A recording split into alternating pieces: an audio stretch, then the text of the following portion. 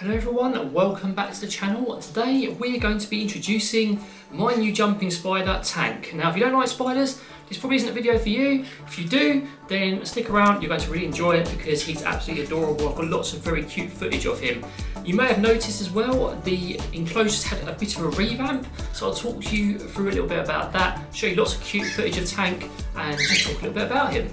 So let's start off by talking about Tank. Now, Tank is a jumping spider, and now I actually have him. I can tell you his scientific name, so I know it's very important because there's so many different species. And he is a Phidippus regius, and he's also an Apalachicola, which means he's basically from Florida, and he is absolutely gorgeous. I'm going to put a little bit of footage on now while I'm talking about him. He has absolutely beautiful colours. He has these really vibrant sort of blues around his fangs. He has this sort of like white and black patterning, and he's generally a very cute little guy. He's also a little bit shy while he's in this enclosure today, purely because Kipling, in typical Kipling fashion, managed to get on top of his enclosure, scared him, and now he is hiding under his big flower because it's very scary.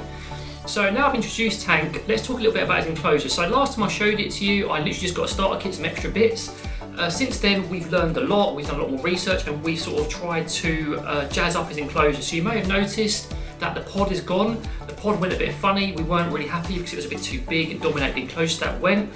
And we kept the natural branches as well because they're really cool, and we added in some fake plants to add a bit of greenery. We added in a cute sign, beware the spoon, which Tank absolutely loves. He constantly sits on there, especially when the sun is shining, to warm up. He actually sat just straight over the spider icon recently, which is very adorable. And we've also added in a little hide from a little mushroom hide for him to go into if he wants to.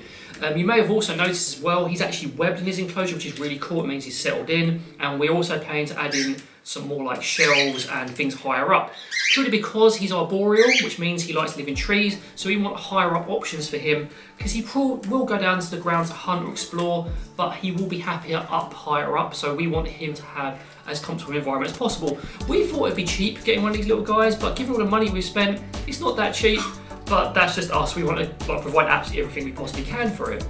So this video was actually delayed a little bit, purely because we couldn't get all the bits of the enclosure. Some are still arriving, so they'll be arriving later. Maybe I'll show it to you in the future. And also because we wanted to make sure Tank was fully settled in and happy before we showed him off. And so far he is happy. He didn't eat initially, he was a bit scared, hanging around on the ceiling a lot. But as time went on, he got braver and braver. He had his first meal as well, and that was quite exciting, and he just took it from us in little like tongs. He was quite happy to take that. He spent ages eating it, and after that he thought, I'm getting food here, I'm going to settle in. So he webbed up his corner, and me and Sophie were very happy. Sophie almost cried, which is kind of cute in a way, I guess, but quite funny as well, depending on your view of it. And yeah, we were both happy, sort of settled in, and since then he's been exploring loads. He likes to sit on his branches, loves to sit on his sign, and generally likes just interacting in the environment. He doesn't seem to be too scared of us. If we move suddenly, he'll be like, don't know what's going on. But generally he's happy for us to move around. Pretty scared of Kipling now, as I said, he's still hiding after that little incident. But luckily, there's no way Kipling can get in there, and now we'll be extra vigilant about keeping him away. We also made sure that we got better batteries for our light source, and we plan to get him a heat mat in winter as well, to keep him nice and warm. For now, we just let him sunbathe, and that seems to be sufficient.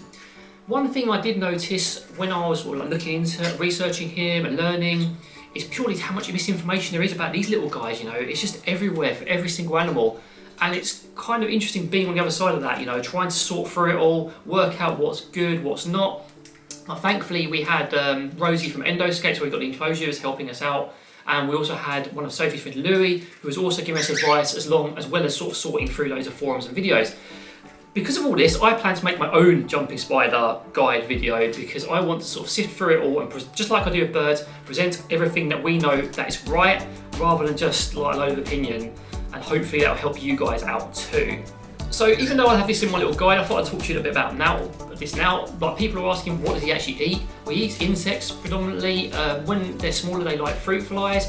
You can provide them something called dubia roaches, pinhead crickets, or mealworms. Mealworms seems to be his favourite. Crickets, not so much. We had to catch one in his enclosure because it could have been a danger to him.